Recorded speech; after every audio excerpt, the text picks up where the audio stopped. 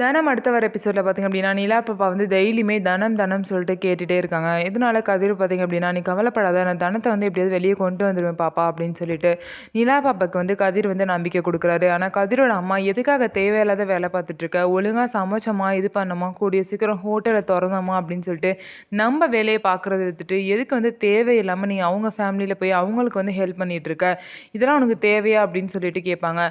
உடனே கதிர் வந்து யாருமே நம்ம ஹெல்ப் கேட்காம வந்து பண்ணணும், அதுதான் வந்து நன்மை.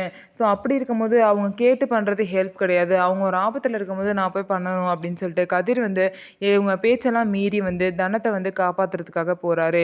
ஸோ அதே மாதிரி தனத்தோட வீட்டுக்கு போகிறப்ப பார்த்திங்க அப்படின்னா அங்கே வந்து கடன்காரங்க கத்திட்டு இருப்பாங்க. அவங்க வாயெல்லாம் அடைச்சி அவங்களோட லோனை பார்த்திங்க அப்படின்னா இந்த மாதிரி கதிர் வந்து செட்டில் பண்ணுவார். ஸோ இந்த மாதிரி நிறையா ஹெல்ப் வந்து பண்ணுறாரு. அதே மாதிரி தனத்தையும் பார்த்திங்க அப்படின்னா நல்லபடியாக இவர் தான் வந்து என்ன உண்மை அப்படிங்கிறத கண்டுபிடிச்சி வெளியே கொண்டு வர போகிறாரு.